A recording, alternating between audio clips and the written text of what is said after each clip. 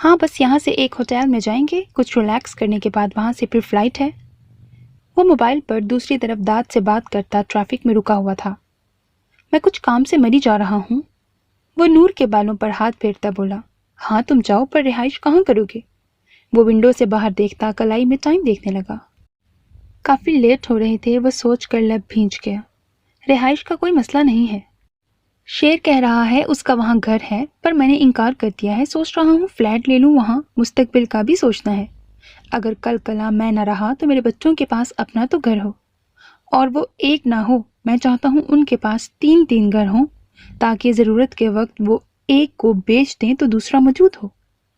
نور جو مسلسل اس کے تنگ ہوتے حصار میں کسمسا رہی تھی، اس کی بات پر سن سی اس کا چہرہ تکتی رہ گئی۔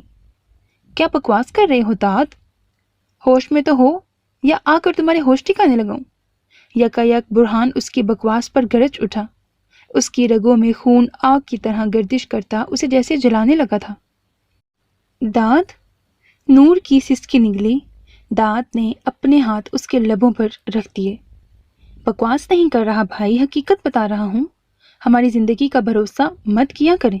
ہمارا صرف ایک ہی وجود ہے اور وہ ملک کا ہے، باقی کسی کا نہیں۔ اور جو وطن کے ہوتے ہیں وہ کسی کے نہیں ہوتے، سوائے پاک ذات اور مٹی کے۔ میرے ہزاروں روپ ہیں، کب کون سے روپ میں آپ سب کے سامنے آؤں اور آپ سب پہچاننے سے انکاری ہو جائیں؟ کیونکہ رشتوں میں اعتماد ہوتا ہے۔ جو روح کا درجہ رکھتا ہے وہی مجھے میسر نہیں رشتوں سے۔ وہ مسکرا کر نور العین کی پیٹھ سہلاتا بول رہا تھا، اور برہان کا دل کیا ابھی ایک مکہ موبائل سے مار کر اس کا دماغ ٹھکانے لگا دے۔ کچھ نہیں ہوگا تمہیں، آگے ذرا سی بھی بکواس مت کرنا، تمہارا بھائی ابھی زندہ ہے، مرا نہیں۔ وہ گھرایا، میں آ رہا ہوں واپس، اور تم کہیں نہیں جاؤ گے کراچی سے، یہ میرا آخری فیصلہ ہے، یہیں رہو۔ میں پہنچ رہا ہوں پہلی فلائٹ سے۔ وہ آپے سے باہر ہوتا بھڑک کر بول رہا تھا۔ اسے ایسا لگا جیسے ابھی اس کے ہاتھوں سے اس کا بھائی نکل جائے گا۔ فیری آنکھیں پھیلائے بے یقینی سے اپنے باپ کو دیکھتی بیگ کھولنے لگی۔ دفاتن داد کا کہا زوروں سے لگا، مذاق کر رہا تھا بھائی، اور نور کو سینے پر لٹا کر سیدھا لیٹتا دوسرے ہاتھ میں موبائل پکڑا۔ دونوں طرف خاموشی چھا گئی۔ نور اس کے چہرے کو دیکھنے لگی تو برہان موبائل کو۔ جوتے کھاؤ گے تم، لاتوں کے لائق ہو، جوتے پڑنے چاہیے تمہیں۔ چند لمحے توفیق کے بعد برہان بھنا کر بولا غصے سے، جبکہ نور کی آنکھوں سے آنسو روانی سے بہہ رہے تھے، کہ کتنا ظالم ہے یہ انسان، اسے اس پر رحم کیوں نہیں آتا؟ مذاق اپنی جگہ داد، ایسی بکواس دوبارہ میرے سامنے مت کرنا، ورنہ تم نہیں میں خود تمہارا کچھ کر دوں گا۔ اگر مارنا ہے اپنے بھائی کو تو سیدھی طرح مار دو، ایسی اذیتیں کیوں دیتے ہو؟ جانتے بھی ہو کہ اب کچھ نہیں تم لوگوں کے علاوہ میرے پاس۔ پھر بھی برہان انتہائی دکھ سے بولا، معذرت بھائی، اس سب کے لیے میں شرمندہ نہیں ہوں۔ ہاں ہاں ہاں، کہا لگا کر کہتے داد نے موبائل ہی آف کر دیا۔ دوسری طرف برہان ہیلو ہیلو کہتا اس کے کہے کو سن کر مسکرا دیا۔ کیا ہوا میری بونی کو؟ الے الے میری ننھی بونی رو رہی ہے۔ موبائل پھینکتے داد نے اسے سینے میں بھینچ کر تھپ تھپایا، جس کی ہچکیاں بند گئی تھیں۔ وہ ابھی کچھ دیر پہلے کھانا کھائے لیٹے ہی تھے کہ ایک ضرورت کے لیے داد کو برہان کو کال کرنی پڑی۔ وہ بھاگ کر باہر سے موبائل لے آیا اور یہاں نور کو واپس سینے سے لٹا کر اس سے رابطہ کیا کہ اس کی ایسی باتیں سن کر وہ حساس طبیعت کی مالک پھوٹ پھوٹ کر رونے لگی تھی، جبکہ اس کی شرٹ میں اس کا خوبصورت سراپا دلکشی کی انتہا کو چھو رہا تھا، اور ستم خود پر یہ کہ اس کی باہوں میں آ سمائی تھی، اس کے ہوش و حواس بہکا کر۔ چھوڑو مجھے، نہیں رہنا مجھے تم جیسے غدار شخص کے ساتھ۔ اس کے کندھے بال نوچتی وہ آپے سے باہر ہوتی بھیگی آواز میں گرائی۔ داد اس کی معصومیت پر ہنس دیا۔ سنو، رات کی ہواؤں، کوئی ساز پھر سے چھوڑو، میری محبوبہ بونی کی یہ اداسی کہیں رائے گا نہ جائے۔ وہ اپنے لبوں سے اس کے کان کی لو کو چھوتے ہوئے بولا، تم چھیڑو میں تمہارا منہ نوچ لوں گی۔ وہ خونخوار اس کا منہ نوچنے کے لیے مچلی ہی تھی جب دانت نے اس کی کلائیاں جکڑ کر پیچھے کمر پر باندھ دی اور زور سے ہنسا۔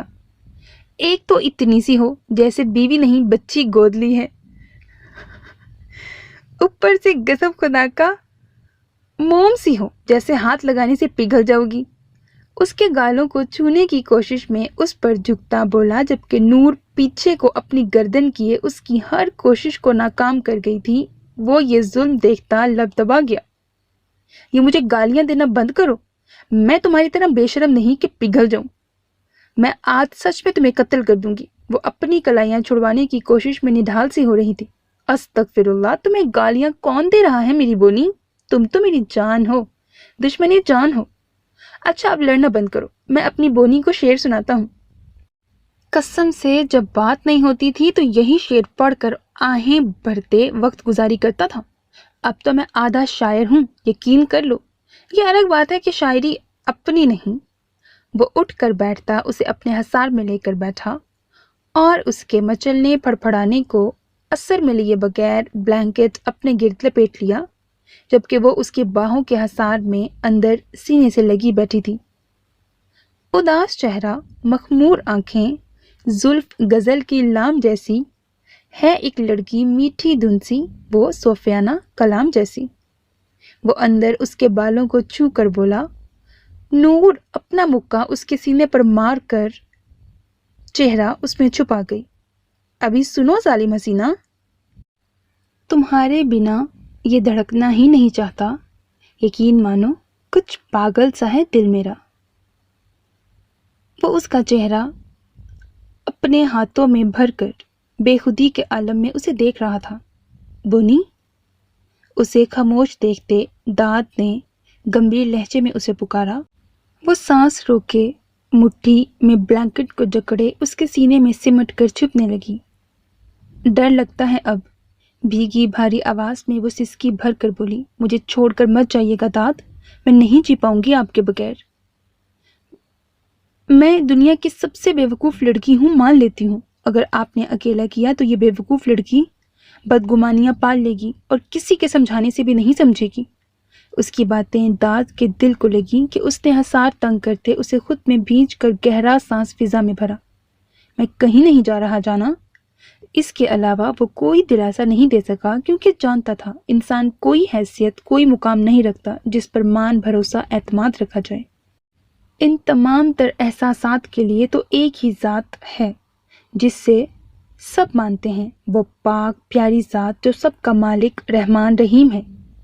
اب رونا بند کرو، آؤ تمہیں ایسی شاعریاں سناتا ہوں کہ تمہارے کانوں سے دھواں نکل جائے۔ اس کے بعد پر نور نے گھور کر بھیگی سرخ آنکھوں سے اسے دیکھا۔ وہ بے خود سا ہو گیا اس کے چہرے کے بھیگے سرخ نقوش دیکھ کر۔ بہاڑ میں بھیجو سب کچھ، میں خود ایک شیر بن جاتا ہوں، تم محسوس کرو۔ اس کے بھیگے بھیگے روئے نقوش نے جو اس پر ظلم ڈھایا کہ وہ بے خود سا ہو کر اسے خود میں دبوچ گیا، اور نور نے اس پر کیے اپنے ستم یاد کرتی، اس کی گردن میں خراشیں دیکھ کر پشیماں ہوتی، اس کی گردن میں باہیں ڈال کر وہاں اپنے لب رکھ کر اسے شاکڈ کر دیا۔ کوئی جھوٹا وعدہ ہی کر دے مجھ سے داد، جب سے مجھ سے ملے ہیں صرف تنگ ہی کیا ہے۔ میں نہیں کر سکتا میری بیوقوف بونی، تم ان جھوٹے وعدوں کو پکا سمجھ لو گی۔ چلو چھوڑو، آؤ نہ اقرار کریں، دیکھو کتنا حسین موسم ہے اور تم میرے حصار میں قید ہو۔ ان لمحات کے لیے تو سالوں تڑپایا ہے، اب ملے ہیں تو انہیں محسوس کریں، ان میں جی لیں۔ وہ بلینکٹ کو اچھے سے اس کے گرد لپیٹ گیا۔ آپ کو احساس ہے میرا؟ احساس ہے نا؟ احساس ہی تو کر رہا ہوں کہ تم اس وقت کتنی قریب ہو، اور تمہیں معلوم ہے میری شرٹ میں تم کتنی وہ لگتی ہو۔ وہ بے باکی سے شرارت کرتا بولا۔ نم آنکھوں سے نور نے سر اٹھا کر اسے دیکھا۔ وہ کیا؟ وہی، داد نے آنکھوں سے دور کا اشارہ دیا۔ نور اور الجھ گئی۔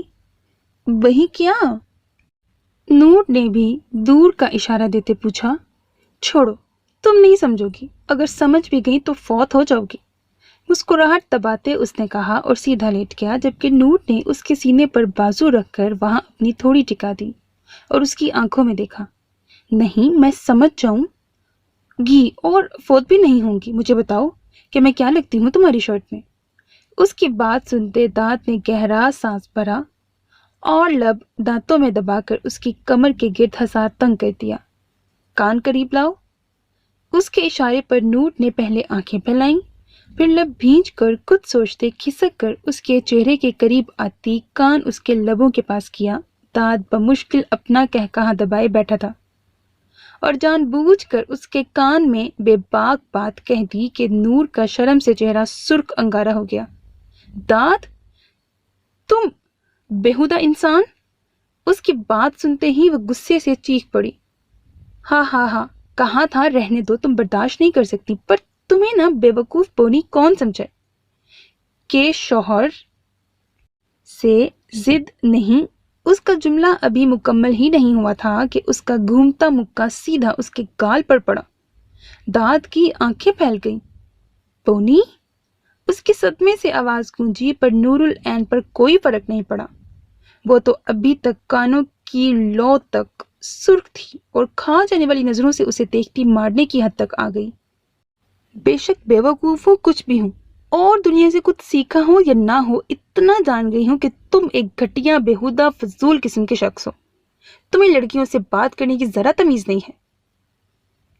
کمینے ہو، ایک نمبر کے بڑے کمینے۔ وہ نیچی آواز میں گرائی۔ یہ ہوئی نا بات، اب بھائی بھی سمجھ جائیں گے۔ میں بس ضرورت سے زیادہ معصوم ہوں اور میری بیوی ضرورت سے زیادہ بے وقوف۔ ہماری کہانی ہی یہی ہے۔ وہ کہا لگاتا بولا، نہیں، ایک اور کہانی بھی ہے جس میں تم ضرورت سے زیادہ بے حس وحشی طبیعت رکھتے ہو، اور اس میں ضرورت سے زیادہ بے بس ہوں۔ وہ اس کے چہرے کو دیکھتی، اس میں داؤد الف کو ڈھونڈنے کی کوشش کرتی بولی اور ایک گہرا سانس بھر گئی۔ سچ بتاؤں تو تم اس لمحے بڑی وہ لگ رہی ہو۔ ہاں۔ وہ اسے تنگ کرنے کے لیے پھر سے بولا، جس پر نور چیختی تکیہ اٹھانے کے لیے مچھلی پر داد کی پکڑ میں وہ ہل بھی نہ سکی۔ بے بسی سے اسے دیکھتی رونے کی تیاری پکڑنے لگی، جس پر داد کو ٹوٹ کر پیار آیا اور اس معصوم سی پری کو خود میں سمیٹ کر اس کے کان میں سرگوشی سے گویا ہوا، تم کچھ بھی لگو پر تم داد کی بونی ہی رہو گی، کیوٹ سی، معصوم سی، ناسمجھ سی۔ وہ شرما کر سر ہلا گئی، جس پر داد کہا لگا اٹھا۔ بونی کو چھوڑ کر باقی سب جھوٹ تھا۔ اس نے آنکھ دبائی اور نور کا دل کیا اپنے بال نوچ لے۔ داد! وہ بے بسی سے گرائی۔ ہاں، تمہارا چیخنا بھی بونی ایک ساز ہے۔ ایک سرگوشی کرتے وہ اسے بے بس کر گیا تھا۔ کوئی کر کے بات سمانے کی، کوئی چھیڑ کے قصہ ماضی کا، ایک راز تمہیں بتلانا ہے، ایک بات انوکھی کہنی ہے، کوئی کہہ کے بات مذاق نہیں، تیری ہنسی کو قید میں رکھنا ہے، تیرے چہرے کے خد و کال بھی کچھ محسوس سے کرتے رہنا ہے، تیرے کانوں میں پھر چپکے سے کوئی سرگوشی سی کرنی ہے، ذرا چھو کر تیری پائل کو کوئی ساز عشقم چھیڑنا ہے، اس ہجر کو وصل کر کے کچھ لمحے سمیٹ کے رکھنے ہیں، کچھ دیر کو بیٹھ کے فرصت سے اب ایک محبت کرنی ہے، تم سے محبت کرنی ہے۔ بات سنو۔ اس نے بائک والے کے کندھے پر ہاتھ رکھا، جس نے مڑ کر اس کی طرف حیرت سے دیکھا۔ کیا ہے؟ اس نے گریک میں پوچھا۔ بائک تو کام سے جانا ہے ایک، اس نے بیزاریت سے کہتے پیچھے گاڑی کو دیکھا، اور اس آدمی نے غور سے للچاتی نظروں سے اس کے سراپے کو، پر زیادہ تو چین چھیننے والے اس کے تیکھے نقوش تھے۔ فرام پاک؟ اس کے لانگ کوٹ میں دیکھتے وہ پوچھے بنا نہیں رہ سکا، کیونکہ یہاں ایسی لڑکیاں پردہ نہیں کرتی تھیں جس طرح اس نے کپڑوں کے اوپر لانگ کوٹ پہن کر کیا تھا۔ حالانکہ وہ نقوش سراپے انداز سے کوئی قاتل حسینہ ہی لگ رہی تھی۔ نہیں، تیرے باپ کے گھر سے سالے، کیوں بھیجا پکا رہا ہے؟ چل ہٹ۔ وہ جو پہلے ہی غصے سے تھی، اسے لبوں پر زبان پھیرتے دیکھ کر اپنا دماغ مزید گھوم گیا کہ کالر میں ہاتھ ڈال کر نیچی آواز میں گرائی۔ کیا کہہ رہی ہو؟ اور یہ کیا بدتمیزی ہے؟ اس کی بکواس اور بدحواسی پر میسنی نے نظریں آس پاس دوڑائیں۔ جہاں اسے وقت پر آدمیوں کے پاس پہنچنا تھا، وہیں اس بیوقوف آدمی کو دیکھ کر دل کر رہا تھا ٹھوک دے، پر پھر یہاں 10-20 منٹ فضول میں ویسٹ ہو جاتے، لاش اٹھانے اور مسئلہ حل کرنے میں۔ سیکنڈ میں ضائع ہو جائے گا سالے، چابی نکال۔ अपुन का भेजा पहले से ही सठियाया हुआ है। एसएसपी गरम कर चुका है। नहीं, वो अपुन को किडनैप करेगा। उसे याद करके तैश सा आ गया। अगर अंदर गाड़ी में उसकी बेटी ना बैठी होती तो उस स्वामी की वो बैंड बजा देती। रिलैक्स पार्क ब्यूटी, आओ मैं तुम्हें छोड़ दूं। उसने कहते चाबी निकाली। मीसनी ने उसे सर से पांव तक देखा और उसे मारने की चाह पर जब्त करती जेब से बबल निकालकर मुंह में डाला। बैठो। उसे पीछे बैठने का इशारा देने लगा। शादी नहीं हुई। वो बाइक पर बैठा और उसके लिए पीछे थोड़ी सी जगह छोड़ी, जिसे देखते गुब्बारा फोड़कर मीसनी ने पूछा, हो गई है? तलाक भी हो गई? उसने बत्तीसी दिखाकर कहा। इतने फास्ट? I am impressed. वो अबरू उचका गई। बैठो। उस आदमी ने बेताबी से फिर उसे कहा, अगर मैं तुम्हें अभी मार दूं तो? उसे मजीद पीछे खिसकते, उसके लिए जगह तंग छोड़ते देखते मुस्कान मुस्कुराई उस बेवकूफ पर। मालूम नहीं था किससे और कैसे बात कर रहा है। उसे देखकर तो अंदाजा लगा गई थी कि अगर उसे मालूम पड़ जाए सामने मिसी लेडी बॉस खड़ी है तो यकीनन उसकी नस्ल इस ठड़क से तौबा कर जाती। मैं तुम्हारे हाथों मरने के लिए? हाँ बोलो। उसकी अभी बात बीच में ही थी जब मुस्कान के कान में लगे ब्लूटूथ से उसके आदमी की आवाज आई। डिस्टर्ब करने के लिए माजरत लेडी बॉस, आपका कॉन्ट्रैक्ट 12 का था, अभी 12:05 हो गए हैं। वो जल्दी मचा रहा है। उसने मीटिंग में आए आदमियों की सूरत हाल से आगाही दी। बात सुन, अपन उसके बाप की मुलाजमा नहीं, लेडी मुस्कान है। उससे इंतजार नहीं हो रहा तो ठोक दो साले को, मैं आकर फातिहा पढ़ लूंगी। उसका पारा हाई हो गया। गुर्रा कर गुस्से से बोलती उस आदमी की फैली आंखें देखकर बदमजा होती लेडी बॉस कहते कहते रुक गई। Are you all right lady boss? उसके आदमी परेशान होकर अलर्ट होते खड़े हुए। हाँ ठीक है, बस पहुंच रही हूं। कोई उफ करे तो अपन को कॉल नहीं करनी, बल्कि तेरी बंदूक से गोली निकलनी चाहिए। कहकर उसके यस सुनते ही उसने कॉल डिस्कनेक्ट कर दी। हाँ बोलो, कहाँ थे? उसने रुख उस आदमी की तरफ किया जो आंखें फैलाए मुस्कान को देख रहा था। आप कौन हैं? जर्द रंगत के साथ उसने खुश्क लबों पर जबान फेरी और हलक तर किया। अपन तेरी बहन है। तू बात बता, मेरे हाथों मरना पसंद करेगा? उसके कॉलर को जकड़ कर वो बोली और उस आदमी के पसीने छूट गए। उसे यकीन हो गया किसी गलत लड़की से पंगा ले लिया है। सिस्टर, मुझे जाना है, मेरे बच्चे भूखे होंगे। बाइक स्टार्ट करते वो फड़फड़ाया। अपन को लगता है तुझे तेरी खोपड़ी अजीज नहीं। अपन जो पक रही है वो तेरे भेजे में नहीं घुस रहा। उतर और चाबी दे ठरकी, तरसी मखलूक। अपन का दिमाग पहले से ही घुमा हुआ है, तेरी खोपड़ी ना उड़ा दे।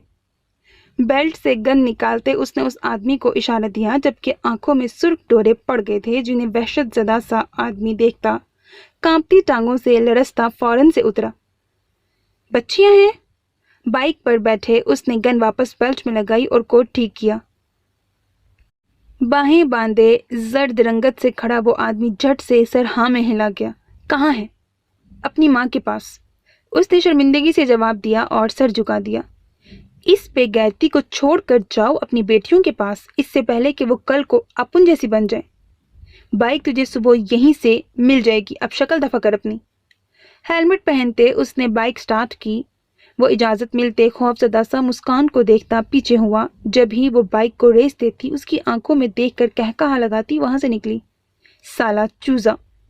पीछे वो सिर्फ उसका कहकहा और पीठ पर लहराते सुनहरी बाल ही देखता रह गया। क्या थी? शुक्र बच गया। Dangerous girl. वो अपने माथे से पसीना साफ करता वहां से भागा, जबकि आंखों के सामने तो सिर्फ उसकी खूंखार आंखें और वो हाथ में मौजूद गन ही घूम रही थी। ये पाक ब्यूटी नहीं, डेंजरस ब्यूटी थी। बट हु इज हिज स्वामी? वो ठठक कर रुक गया कि किस बेचारे की मौत आई होगी उसके हाथों। एवरीथिंग इज ओके बाबा? वो अभी मोबाइल को घूर रहा था जब पीछे से फेरी की आवाज आई। जी बेटा, बस आपके चाचू का दिमाग खराब हो गया है। गाड़ी स्टार्ट करते भुन्ना कर कहा। एक तो इन तरक्की याफ्ता मुल्कों की यही बीमारी है कि रात सोने के लिए कम और भागने के लिए ज्यादा इस्तेमाल करते हैं। वो चिढ़ गया था ट्रैफिक से, और चिढ़ता भी क्यों ना, इतनी ट्रैफिक, ऊपर से दांत की बेवजह की बकवास। और आपको बड़ी बीमारी ये है बाबा कि आपको गुस्से में आस पास सबसे तवज्जो हटा देते हैं। बस एक ही जगह फोकस करते हैं। नेवर माइंड, बट ये एक किस्म की तबाही है जो अब आपको मालूम होगी। मुदर्रम मुस्कुराहट के साथ बोली। बुरहान ने ठिठक कर गर्दन घुमाते उसे देखा। प्लीज सामने फोकस करें, ये पाक नहीं है, उसने फिर से तंज किया। मोहतरमा, आपने कुछ फरमाया? बुरहान ने हैरत से अपनी बेटी से शॉक्ड में अब्रू उचकाकर पूछा। मोहतरम, आप मेहरबानी करके आस पास पर तवज्जो फरमाएं। उसकी बात सुनते बुरहान ने उलझकर उसे देखा और उसकी आंखों के इशारे पर दाएं बाएं देखा और फिर मुस्कुराकर फैरी को देखा। आप प्लीज ये ठंडा पानी पी लें। उसने बोतल उठाकर उसकी तरफ बढ़ाई। शुक्रिया मोहतरमा। उसने ड्राइविंग के दौरान हाथ पीछे करके थाम कर लबों से लगाई और दूसरे हाथ से स्टीयरिंग संभाला। दफातन उसकी आंखें फैली। बैक वक्त उसे जोरदार अच्छू लगा कि गाड़ी उलट होते होते बची। अल्लाह खैर। फेरी ने फौरन गाड़ी को थामा। बोतल को फेंकते ही उसने गाड़ी साइड लगाई, जबकि सारे लोग हैरत से इस गाड़ी को देख रहे थे। यहाँ का बोझ कहाँ गया? वो तकरीबन गुर्राया। आपसे संभाला नहीं गया तो? वह दूसरी बोतल निकाल कर मुंह से लगाती बोली और कंधे उचका गई। तो चली गई? तुम में इतना सब्र कहाँ से आ गया? और तुमने मुझे बताया क्यों नहीं? उसे होश कब आया और वो यहाँ से निकली कब और गई कहाँ? वो पूरा उसकी सिमत पलट कर शॉक्ड शुष्तर बोल रहा था। उसे समझ नहीं आ रहा था कि ये हो क्या रहा है। अभी तो बस सिर्फ लेने ही गया था, तभी जिंदगी इतनी उथल पुथल सी हो गई थी। जब वो पूरी जिंदगी में आएगी तो उसका क्या हाल होगा? आपकी बीवी और आप ही जाने। मुझे तो अपना ही गम है। मम्मा आती हैं, बाबा जाते हैं, बाबा आते हैं तो मम्मा जाती हैं। पता नहीं ये दोनों पीस साथ कब मिलेंगे। वो बेजारियत और दुख से बुड़बुड़ाई। क्या मतलब? जिंदगी तो वैसे ही उस औरत ने उल्टी कर दी थी। अब तो कुछ समझ भी नहीं आ रहा था। मतलब ये कि मुझे पेरेंट्स साथ कब मिलेंगे? उसकी बात सुनकर बुरहान की सांस में सांस आई। ओह शुक्र, मैं समझा तुम पीस बोली हो। उसने खुदा का शुक्र अदा किया। पीस मतलब वो चुड़ैल। अल्लाह माफ करे, मेरी फैरी मासूम है, उस चुड़ैल जैसी नहीं है। कहाँ चुड़ैल, कहाँ फैरी? वो कहाँ गई होगी, कोई अंदाजा है? और ये बैग क्यों ओपन किया है? उसने खुले बैग को देखते नहायत परेशानी के आलम में फ्रंट खाली सीट को देखा।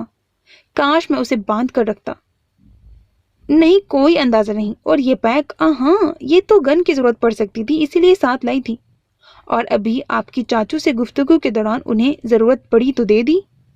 वो मुस्कान के साथ बोली। बुरहान ने सदमे की हालत में उसकी बात सुनते उसके चेहरे की तरफ देखा। तुमने उसे गन दी? उसकी आवाज हलक में फंस गई।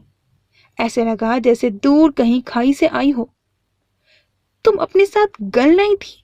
परी, ये सब क्या है?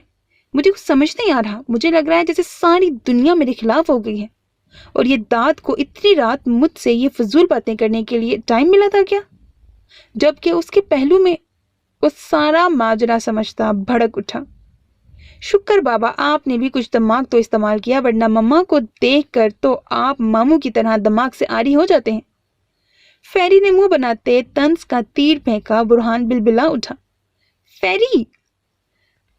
बाबा, सारी दुनिया आपके खिलाफ हो सकती है, बट ये आपकी फेरी नहीं। आई एम योर बेटी, डोंट वरी। उसने आंखें पटपटाई। बुरहान ठंडी सांस भर कर रह गया। उसे समझ नहीं आ रहा था कि क्या करे, किस पर यकीन करे, उसके मासूम चेहरे पर या उसके अल्फाज पर। अगर ये उसकी बीवी जैसी गुंडी हुई तो मासूमियत से ही दहशतगर्दी मचा देगी। अस्तगफिरुल्लाह, वो सोचकर झुरझुरी ले उठा। गन के पेपर्स हैं तुम्हारे पास? वो बाहर निकलता हुआ बाहर का मौसम देखता लब भींच कर फेरी का हाथ पकड़कर उसे बाहर निकाला और उसके कुछ समझने से पहले ही उसे उठाकर गाड़ी की छत पर बिठाते सवाल पूछा। उप्स, मैं तो वो भूल गई घर। उसने सर पर हाथ मारा। क्या मतलब? वो शॉक्ड होंकों की तरह उसका चेहरा देखने लगा।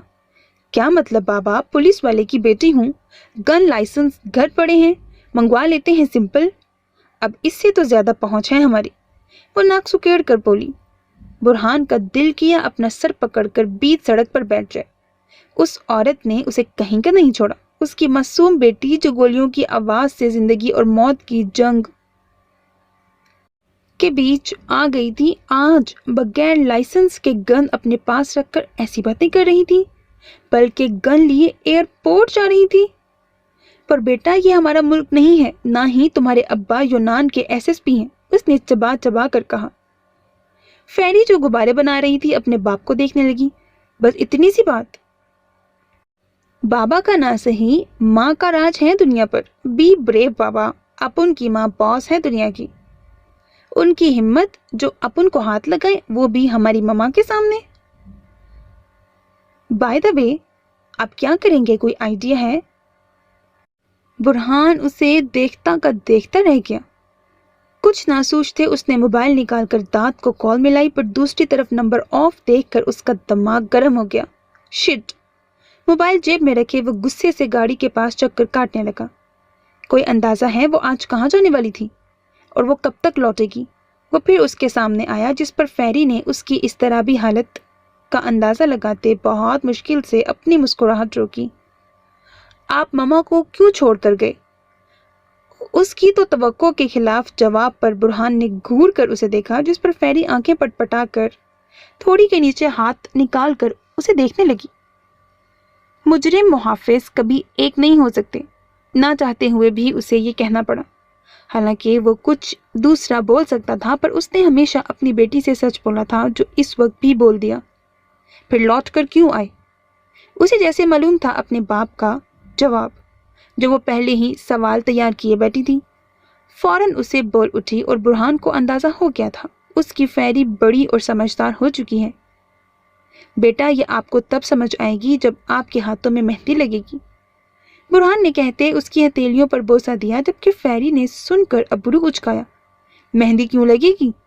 उसने आंखें सुकेड़ कर पूछा। इस वक्त वो बुरहान को आरिफ की कॉपी लगी। उसके दिल से हौक सी उठी कि उसकी बेटी को पूरी तरह कब्जे में ले चुके हैं। ब्रैकेट, कोई बात नहीं, बुराई जल्दी फैलती है। सोचकर उसने खुद को हौसला दिया कि वो अपनी बेटी को संभाल लेगा, क्योंकि फिर आपकी शादी होगी और तब इस मोहब्बत के मफहूम से आप वाकिफ होंगी। वो उसे बताना चाहता था कि उसे सारे बंधन तोड़कर उस बेहिस की मोहब्बत खींच लाई, जिसे जरा एहसास नहीं था उसके जज्बात का, कि बीच में ही धोखा देकर भाग गई। आखिर मेहंदी मैं क्यों लगाऊंगी बाबा? मेहंदी तो वो लगाएगा ना जो मुझसे शादी करेगा। वो मुंह बनाकर बोली कि बुरहान उसका चेहरा तकता रह गया। बेटी तो पता नहीं किस मासूम बुरहान को तबाह करने वाली है। उसके दिल से आवाज आई, हाँ, जैसे तुम्हारी माँ ने मेरी जिंदगी रंगीन की हुई है। सही जा रही हो, सही जा रही हो। वह जल कर बोला और दूर होकर कुछ सोचने लगा। उसे अपनी जिंदगी ब्लैक एंड व्हाइट लग रही थी। वक्त गुजर रहा था, उसे एक होटल में स्टे करना था और कुछ रेस्ट के बाद 6 बजे उनकी फ्लाइट थी। मतलब वो बेहोश भी हुई थी या नाटक से ही पड़ी हुई थी? उसके दिमाग के पर्दों में की गई अपनी वो बेबाकियां लहराई, जिनमें अगर वो होश में होती तो उसके दिमाग का बल्ब ही ब्लैक कर देती। एक बार क्या चल कर आई, अब इतना तड़पा रही है। सालिम भूतनी चुड़ैल डाइन कहीं की। सारे मिलकर मुझसे खेल रहे हैं। सोच कर वो मुट्ठियां भींच गया। तुम्हें कहाँ जाना है, मामा के पास या मेरे? किसके साथ हो? चल कर वो फेरी के पास आया और उससे पूछा, अपन मैं मुझे कहाँ जाना है? मैं तो आपके साथ हूँ बाबा। उसने खिसक कर अपनी बाहों का हार बुरहान के गले में डाला, जिस पर वो मुस्कुराकर उसे खुद में समेट गया। मेरी फेरी। उसने सीने से लगाते उसका माथा चूमा। वो निहाल हो गया उसके इजहार मोहब्बत पर, वरना उसके बस में नहीं था कि अभी उस मीसनी औरत का कुछ कर देता। वो इतनी आसानी से उसके पास से निकल गई और उसका भाई इस वक्त कॉल करके उसे बेवकूफ़ बनाता, मरने की बातें कर रहा था, मतलब कि एक गुंडी का साथ दे रहा था। ऐसा नहीं कि भाई के बच्चों का भी सोच ले, जो कब से पेंडिंग लिस्ट में पड़े हैं। खुद कमीना छोटा होकर बीवी के पास पड़ा है। एक मैं इतनी सर्दरात में बीवी को किडनैप करने आया था, वो उल्टा मुझे चूना लगाकर निकल गई। उससे भी शर्म नहीं आई कि एक पैकेट से क्या होगा, मजीद चंद पैकेट होने चाहिए। पर उस बेवकूफ़ बेअकल औरत को शर्म नाम की गोली खिलाई गई हो तो उसे मेरा ख्याल आए ना। वह सोच सोच कर दिल की भड़ास निकाल रहा था अंदर ही अंदर। پتہ نہیں بوڑھے ہونے تک کتنے خون کرے گی۔ افسوس سے بڑبڑا کر اس نے فیری کو گاڑی میں بٹھایا اور اسے سیٹ بیلٹ باندھ کر خود ڈرائیونگ سیٹ پر آیا۔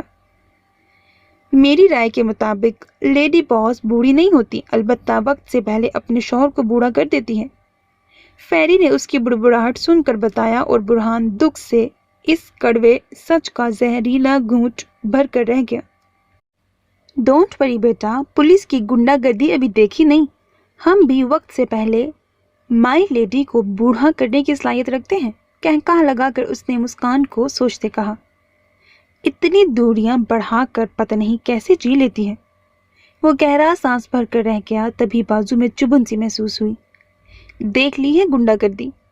پیچھے فیری نے جتاتے اس کے بازو کو دیکھتے کہا، جس پر برہان نے سوچوں سے نکل کر چونکتے اسے دیکھا اور اس کا طنز سمجھ کر بھاری دل فریب کہا لگا اٹھا۔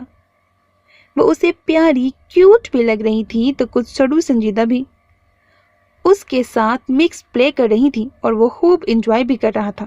اگر اسے عقل ہوتا تو اتنا ہی سمجھ لیتی کہ وہ اس کا باپ ہے اور اس عورت کا شوہر، سب سے بڑا رتبہ رکھتا ہے، تو بھلا کیسے وہ اسے چونا لگا سکتی تھی؟ وہ ٹھہر گیا اور خاموش ہو گیا تھا۔ دوسری طرف اسے ہنستے دیکھ کر فیری نے گہرا سانس بھرا۔ وہ وہاں پتہ نہیں کتنے ٹپکا رہی ہوں گی اور یہاں یہ صاحب ہنس رہے ہیں۔ میں کیوں پاگل ہو رہی ہوں اس مینٹل کپل کے پیچھے، جو پاس آ کر پھر دور، پھر پاس آ کر پھر دور۔ اس نے چل بھن کر سوچا اور کھڑکی کے باہر دیکھنے لگی۔ وہاں گزرتے خوشحال کپل کو دیکھتے اپنے باپ کو دیکھا، جو اکیلا بیٹھا ڈرائیونگ کر رہا تھا۔ اس کا بس نہیں چل رہا تھا، جا کر اپنی گنڈی ماں کو اٹھا کر آتی اور اپنے باپ کے پاس والی سیٹ پر بٹھا کر ان کا ہیپی کپل بنا دیتی۔ پر پتہ نہیں وہ سائیکو پیکٹ کب سدھرے گا۔ سر نفی میں ہلا کر وہ خاموشی سے کانوں میں ہینڈ فری لگا کر بیٹھ گئی اور باہر کے نظاروں سے پرہیز کر لیا کہ اس کا میٹر شارٹ نہ ہو جائے اور یہاں سے ہی انہیں گالیاں دینا شروع کر دے۔ حالانکہ اسے اپنے باپ کو مطمئن رکھنا تھا کہ وہ اپنی ماں کے ساتھ رہ کر بھی معصوم ہے۔ اس پر اس کی ماں کا اثر نہیں ہوا، پر معلوم نہیں اس میں وہ کامیاب ہوئی بھی تھی کہ نہیں۔ بابا، آپ خوش ہیں ماما کے جانے پر؟ آپ کچھ کر کیوں نہیں رہے؟ اس کے ضبط کا پیمانہ لبریز ہوا، تب بھڑک کر اٹھی۔ ڈرائیونگ کرتے برہان نے چونک کر اسے دیکھا تو جس پر فیری فوراً نرمی سے مسکرا دی۔ بیٹا، بابا کیا کر سکتے ہیں جب وہ چڑیل خود ہی بابا کے ساتھ نہیں رہنا چاہتی؟ بس بابا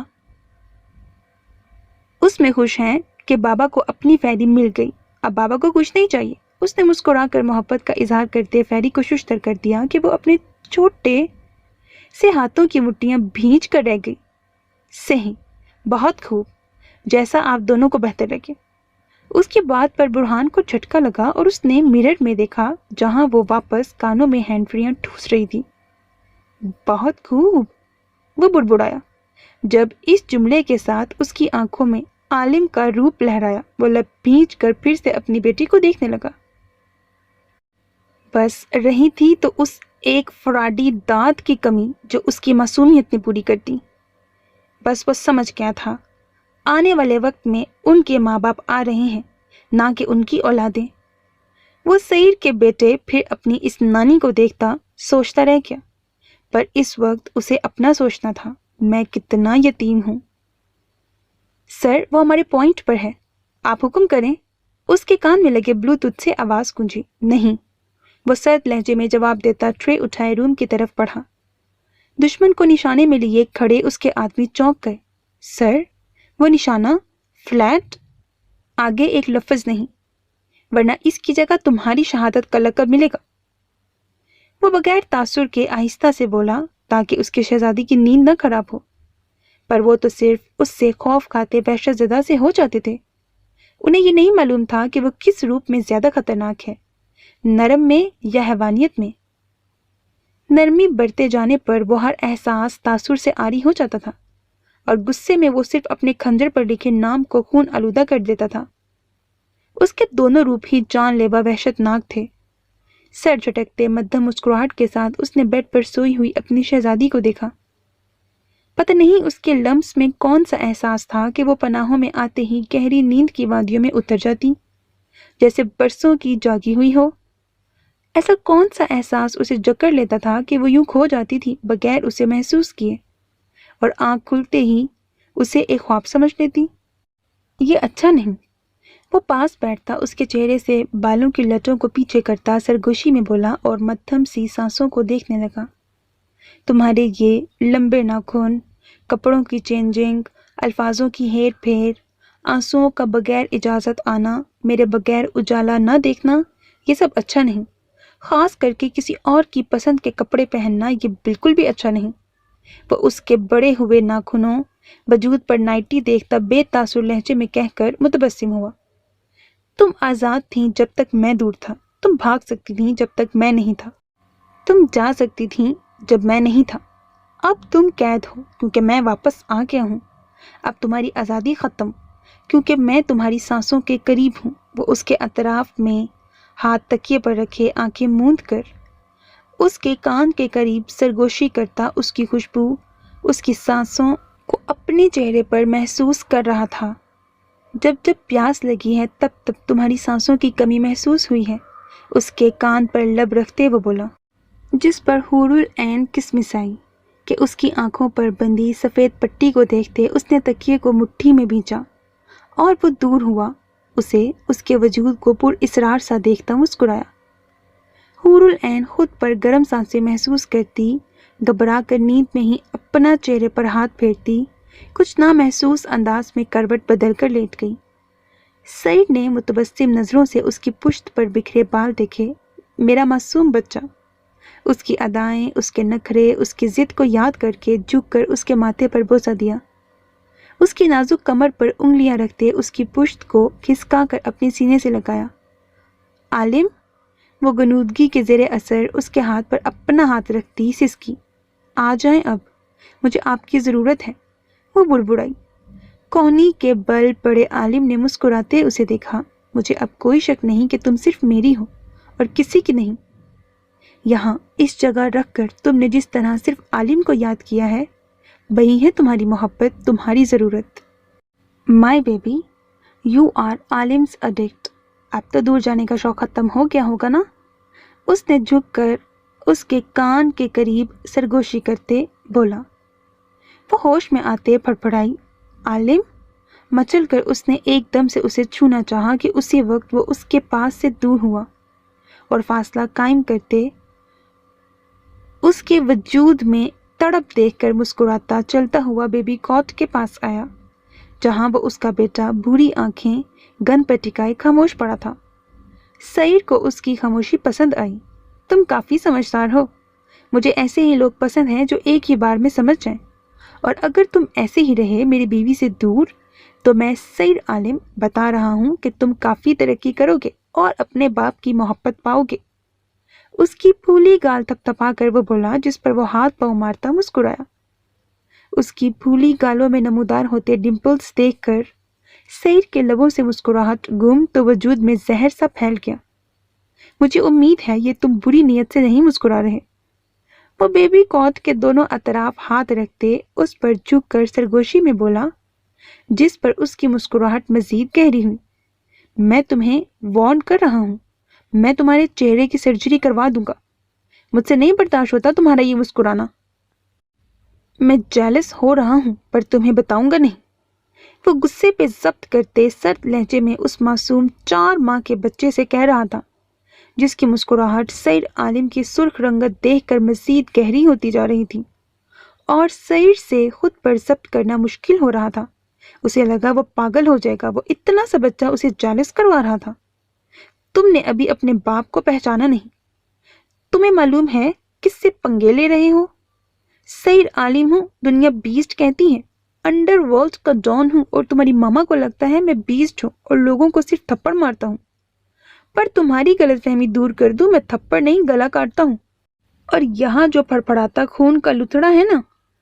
اس نے اس کے سینے پر انگلی رکھی، وہ بچہ مسکراتا ریلیکس سا پڑا اس کی سن رہا تھا۔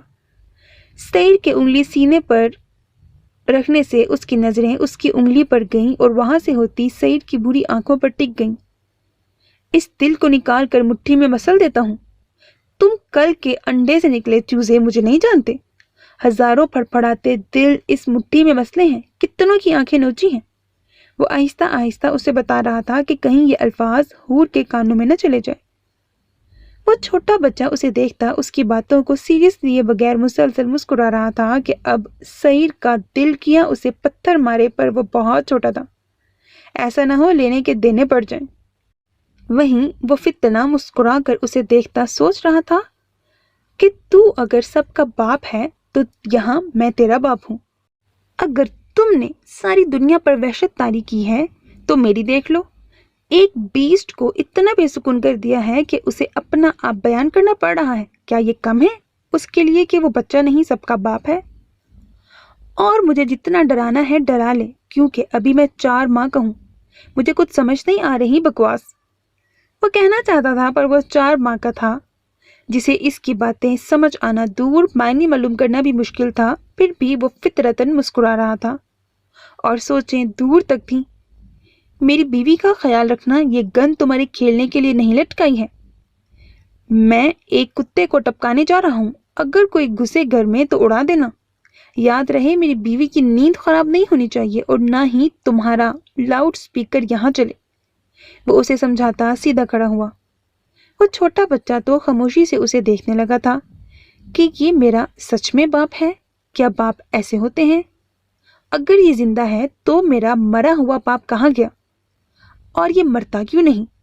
سب تو یہاں اس کا سوگ مناتے رہے تھے، یہ زندہ کیسے ہوا؟ اور کیا اس کا آنا ضروری تھا؟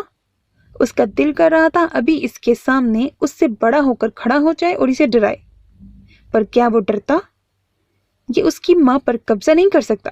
یہ میرا باپ کیسے ہوا جب میں اسے اپنا باپ مانتا ہی نہیں؟ میرا باپ تو تب ہوگا نا جب یہ قبر میں پایا جائے گا۔ سعید ایک نظر اس کی بھوری خود پٹی کی آنکھوں کو دیکھتا ہنسا۔ صدمہ لگ گیا ہے کیا میرے شہزادے کو؟ لیکن ایک بات بتا دوں، میرے اور میری شہزادی این کے بیچ میں تمہاری ویلیو صرف ایک فتنے جتنی ہے۔ تمہیں فتنہ نام اس لیے دیا ہے کہ وہ تمہیں فتنہ بلائے اور میرے دل کو سکون پڑے۔ میں دور کی سوچتا ہوں اور اب تم ایک فتنے ہو، ہم دونوں کے بیچ کے فتنے۔ وہ کہہ کر ہنسا اور جھک کر محبت بھرا بوسہ دیا۔ میرا چھوٹا فتنہ، اس نے فتنے پر زور دیا اور ایک جتاتی نظر ڈال کر روم کا دروازہ بند کر کے وہاں سے چلا گیا۔ آیا بڑا مجھے جالس کروانے۔ سعید روم پر نظر ڈالتا ہوا ہنسا اور سر جھٹکا۔ میری بیوی کے ڈمپل لے کر یہ بندہ مجھ پر جتانا کیا چاہتا ہے کہ اس کے پاس اس کی بیوی کے ڈمپل ہیں؟ دل کی جلن سے اس کا برا حال تھا، معلوم نہیں ہو رہا تھا، نہ ہی سمجھ پا رہا تھا کہ کرے کیا۔ لوگوں کو معصوم بچے ملتے ہیں، مجھے تو شروع میں ہی کوئی الگ ہی نمونہ ملا ہے۔ اتنی سی عمر میں یہ حال ہے۔ مجھے این کو اپنی طرف کرنا پڑے گا۔ یہ بندہ مجھے ٹھیک نہیں لگ رہا، نہ ہی اس کی نیت صحیح ہے۔ اس نے بڑبڑاتے باہر قدم لیے، ارادہ اٹل کر لیا۔ ایک تو میری اس کی بیچ کی پرابلمز ہی ختم نہیں ہوتی، پہلے پریشانی تھی اس کے جانے کی، اور اب یہ فتنہ بیچ میں آ گیا ہے۔ اس کے گیٹ کے قریب قدم رکھتے پورے ایریے میں لائٹ بند ہو گئی۔ وہ اندھیرا دیکھتے مسکرایا اور اوپر سیاہ آسمان کو دیکھا۔ تیرے بندے بڑے نادان ہیں، گناہ کر کے ایسے بھول جاتے ہیں جیسے انہوں نے کچھ کیا ہی نہیں، اور تو بڑا رحمان ہے، معاف ایسے کر دیتا ہے جیسے تو نے دیکھا ہی نہیں۔ اور وہ بڑے ذلیل ہیں کہ پھر سے اسی گند میں منہ مارتے ہیں جسے تو پہلے معاف کر چکا ہوتا ہے۔ وہ لمبا چوڑا پھیلا وسیع جسامت رکھنے والا بندہ پر اسرار سا مسکراتا ہوا بیلٹ میں لگے خنجر پر اپنی انگلیاں ٹکانے لگا، اور وہ خنجر ہزاروں کے ٹکڑے کرنے والا اپنے مالک کا لمس محسوس کرتا سمجھ گیا ہوگا کہ اسے اب کیا کرنا ہے۔ شیطان اتھل پڑے تھے صرف سعید سے اس کا خنجر دور کرنے، پر نتیجہ کیا ہوا؟ اس خنجر سے ہی ان کے ٹکڑے ہو گئے۔ وہ بھوری چمکتی سرد نظریں سامنے بلڈنگ کے ٹاپ فلور پر ٹکائے خنجر پر بنے سعید عالم پر اپنی زبان کی نوک گھمانے لگا۔ فلسطین کی سرزمین پر قابض اسرائیل کے دہشت گردوں سے ہوئی جنگ کے بعد جہاں کئی حیوانوں کی نظر میں سعید کا وجود آیا تھا، وہیں اس کے دشمنوں میں بھی اضافہ ہو گیا تھا۔ زمان اور بلیک کنگ کی موت کے بعد وہاں سے کئی حیوان اس ڈر سے جاگے تھے کہ کہیں ان دونوں کے بعد ان کی تو باری نہیں۔ اس خوف و ہراس میں انہوں نے بیسٹ کو ختم کرنے کا فیصلہ کیا ہے، جو آج تک ان کی جدوجہد جاری ہے۔ اس کی گمشدگی کے بعد وہ بیسٹ کی فیملی کے پیچھے پڑے تھے، پر وہاں انہیں لیڈی باس سے ناکامی کھانی پڑی۔ پر بیسٹ کی واپسی پر جہاں انڈر ورلڈ میں ہلچل مچی تھی، وہیں اس کی فیملی سے نظر ہٹ کر ان کی نظر واپس سے سعید عالم پر آ گئی تھی۔ دنیا تو یہ بھی نہیں جانتی تھی کہ بیسٹ کے پاس اس کا بیٹا ہوا ہے۔ اگر سعید نہ رہا تو سکر قہر مچا دیتا، اور سعید اس کی رنگ بدلتی نظروں کے جو تاثر ابھی سے دیکھتا تھا، اسے اندازہ تھا کہ سعید بیسٹ بنانے کے لیے ہزاروں حیوانوں نے جنم لیا تھا، پر سکر پیدائشی ایک آگ برساتا وجود ہے جس کی پہچان سعید عالم ایک نظر میں کر گیا۔ اس نے امید چھوڑ دی کہ اس کا بیٹا بڑا ہو کر اچھا آدمی بنے گا، یا وہ ہر باپ کی طرح خواب دیکھتا کہ اس کا بیٹا ڈاکٹر، پروفیسر، انجینئر بنے گا۔ اسے معلوم تھا کہ اس کا بیٹا اس کی پرچھائی بنے گا، وہ سعید عالم کا سکر عالم بنے گا۔ عالم؟ وہ اس کی خوشبو، اس کے تلسم کو دور محسوس کرتی تڑپ کر بیڈ سے اٹھی اور دروازے کی سمت بھاگی۔ عالم، آپ یہیں ہیں؟ پلیز ایک بار تو مجھے احساس دلائیں۔ میری آنکھوں سے اس پٹی کو اتار دیں، مجھے بتائیں میں دیکھ سکتی ہوں کہ نہیں۔ وہ لڑکھڑا کر نیچے گری اور دہلیز پر گھٹنوں کے بل سی کرتی، ہاتھ زمین پر رکھتی، اس کے لمس کو محسوس کر کے آہیں بڑھنے لگی۔ مجھے بتائیں مجھ پر وہ روٹھا رب مہربان ہوا ہے کہ نہیں؟ سب تو چھوڑ گئے ہیں، میں اپنا شہزادہ نہیں کھونا چاہتی، مجھے تھام لیں۔ آپ تو میری آنکھوں کو، پلکوں کو نم ہونے کی اجازت نہیں دیتے تھے، تو آج کیوں انہیں بھیگنے کی اجازت دے رہے ہیں؟ مجھے چھپا لیں اس سے پہلے کہ کوئی اور حیوان ہمیں الگ کر دے۔ عالم، وہ گھٹنوں میں سر چھپائے سرگوشیوں میں کہتی سسک رہی تھی۔ وہ اپنے شہزادے کے لیے مچل کر تڑپ رہی تھی، جو اس سے برے سائے مٹانے کے لیے حیوان بنا ہوا تھا، جس کی سوچ دور تک اس شہزادی کو نہیں تھی کہ اس کا شہزادہ ہی ایک طاقتور حیوان ہے۔ وہیں بیبی کوٹ میں پڑا اس کا چھوٹا سا بچہ، جو ان آنسوؤں کو شروع سے دیکھتا مانوس ہو گیا تھا اور اب جانتا تھا کہ یہ اس شخصیت کے لیے لمحہ بلمحہ اس کی ماں کی پلکیں بھگوتے ہیں۔ وہ آج بھی نہیں، وہ میرا خواب بن کر آتا ہے، میری وحشتوں میں اضافہ کر جاتا ہے۔ اے رب رحیم، تو دلوں کے حال جانتا ہے نا میرے مالک، مجھے اور مت تڑپا، اسے لوٹا دے۔ وہ میرا کل اثاثہ ہے، مجھے میرے عالم سے ملا دے۔ میری انگلیاں ترس گئی ہیں اسے محسوس کرنے کے لیے، میرے کان خون بہانے لگے ہیں اس کی آہٹ کو سننے کے لیے، میری آنکھیں بھٹکی ہوئی ہیں ناکامی اور کامیابی کے سفر میں، اس کے انتظار میں کہ وہ آئی مجھے بتائے میں گناہ گار آپ کی یہ دنیا دیکھنے کے لائق ہوں یا نہیں، میں اجالوں میں اپنے ہم سفر کے سنگ سفر کر سکتی ہوں یا نہیں۔ میں ٹوٹ گئی ہوں، میں بکھر گئی ہوں، مجھے سمیٹنے والے کو لوٹا دے۔ میں اس کی انگلی تھام کر چلتی ہوں، وہ مجھے انجان راہوں میں چھوڑ گیا ہے، مجھے میرے آس پاس سیاہ تاریک جنگل محسوس ہوتا ہے۔ اس کے آنسو اس کی آنکھوں کی سفید پٹی کو بھگوتے ہوئے گالوں پر بہہ رہے تھے۔ میں نابینا تیری طاقتوں، تیری رحمتوں، نعمتوں، عنایتوں کو مانتی تیرے سامنے دامن پھیلا کر سجدہ کرتی ہوں۔ اسے اور نہ دور رکھ مجھ سے، اب اس اذیت کو سولی سے اتارتے مجھے درد ہوتا ہے میرے مالک۔ اسے آس پاس نہ پا کر بہت درد ہوتا ہے، وہ پاس ہوتا ہے تو ہر نعمت، رحمت، احساس محسوس ہوتا ہے، اس کے دور جانے میں کچھ نہیں، میں کچھ نہیں ہوں، ایک دھول رہ جاتی ہوں، ورنہ اس نے تو سانسیں دی ہیں مجھے جینے کے لیے، جو مجھ سے تیرے بندے نوچ لیتے تھے میرے مالک، کہاں جینے دیتے ہیں مجھے؟ وہی تو تیرا بھیجا محافظ ہے جو مجھے حیوانوں سے بچا کر خود کو قربان کرنے سے نہیں ڈرتا۔ اسے کہو آ جائے، اسے کہو جینا سکھایا ہے عین کو، عالم کے بنا نہیں جینا سیکھا عین نے۔ وہ مجھے محسوس کرتا ہے، میری اذیت محسوس کرتا ہے، جانے کیوں وہ تڑپا رہا ہے، جانے کون سی تکلیف میں ہے میرا عالم۔ وہ سب کچھ کر لیتا ہے میرے لیے، اب وہ کہاں ہے، کس مصیبت تکلیف میں ہے، میں کچھ نہیں کر پاتی اس کے لیے۔ مجھے یہ احساس جینے نہیں دیتا میں اس سے دور رہ کر سانسیں لوں، کوئی جیسے اپنے کھنجر سے میرا پور پور کاٹ رہا ہے۔ ایسی اذیت کا ذائقہ محسوس ہوتا ہے جیسے مجھے آگ میں پھینک دیا گیا ہو، کسی نے میرا پور پور جھلسا دیا ہو، اور تاریکی اس قدر ہے کہ وہ کہیں دکھائی نہیں دیتا، بس اس کی خوشبو ہی آس پاس ہوتی ہے۔ یا اللہ، اگر اس کے بغیر جینا ہے مجھے تو میرے مالک مجھے معاف کر دے، میں گناہ گار نہیں جی سکتی تیری یہ زندگی اس کے بغیر۔ یہاں مجھے سب اذیت دیتے ہیں، صرف وہی مرہم رکھتا ہے، اسے بھی چھین لیں گے تو میں کمزور سی بندی نہیں جی سکتی تیری اس دنیا میں، مجھے معاف کر دے۔ مجھے بلا لے اپنے در پہ یا اس کے پاس بھیج دے جس نے دھول سے بنے وجود کو تیرا ذکر کرنا سکھایا ہے، جس نے بتایا ہے کہ الف سے اللہ ہے، باقی سب فانی ہے۔ یا رب العالمین، میں تو خاک تھی، دھول تھی، اس دشت وحشت میں مجھے اپنا شعور نہیں تھا۔ یا رب العالمین، تو نے کرم کیا اس گناہ گار پر، تیرے عالم نے مجھے درود پاک پڑھنا سکھا دیا۔ وہ پھوٹ پھوٹ کر روتی وہ لمحے یاد کرنے لگی جب اس کے گمراہ لبوں نے اللہ کا ورد کیا تھا، اس کے سنگ، اس کی سنگت میں اس کے لبوں نے درود پاک کی تسبیح پڑھی تھی۔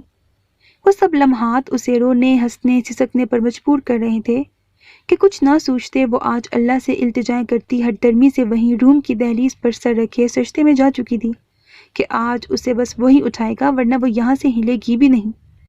میں آپ کی عادی ہوں عالم، مجھے آپ کی عادت پڑ گئی ہے، یہ عین عالم کے بغیر نہیں رہ سکتی۔ آ جائیں عالم، ساری خوشیاں روٹ گئی ہیں، مجھے آپ کی ضرورت ہے، آپ آ جائیں ورنہ میں پپی کو بیبی کہوں گی، اسے پیار کروں گی اور کسی سے بھی نہیں کروں گی۔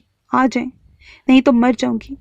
اے اللہ تعالیٰ، اے دلوں کے مالک، بھیج دیں اسے، اس سے تکلیفوں کو دور رکھنا، اس کے حصے کی اذیتیں تکلیفیں میری جھولی میں ڈال دیں، اسے اپنے حفظ و امان میں رکھیں، اسے لوٹا دیں میرے پاس۔ وہ گڑ گڑاتی پھوٹ پھوٹ کر رو رہی تھی اور اس کی آہیں سسکیاں گونجنے کے لیے مچلتی اس تک پہنچنا چاہتی تھیں، پر وہ انجان انہیں دبانے لگی۔ اور بندہ اول سے انجان اپنے مالک کی رحمتوں سے کہ وہ ہمارے دل کی حالت سے واقفیت رکھنے والا، ہمیں 70 ماؤں سے بڑھ کر چاہنے والا، کیسے ہمیں اذیت میں رکھ سکتا ہے؟ وہ رب العالمین کیسے اپنے بندے کو مزید تڑپا سکتا ہے؟ اور اب اسے بندے کو احساس ہوگا کہ تو جب جب اسے سچے دل سے پکارے گا وہ ہمیشہ تجھے اپنے دل، اپنے سر پر رحمت کا سایہ بن کر ملے گا۔ اسے احساس ہوگا کہ اس کا رب اسے کتنا چاہتا ہے، کہ اسے دشت وحشت نے بھیج کر مہتاب بنایا ہے جسے چھونے کا حق صرف سیر عالم کو دیا۔ اسے یہ یقین دلائے گا کہ تو نے جب جب اپنے رب کو پکارا ہے وہ حاضر ہوا ہے اور تیری حفاظت کی ہے۔ اسے احساس ہوگا کہ اس کا شہزادہ بھیج دیا ہے، اس کے مالک نے صرف اس کے سر پر منڈلاتے آج بھی ان برے سایوں کو مٹانے کے لیے۔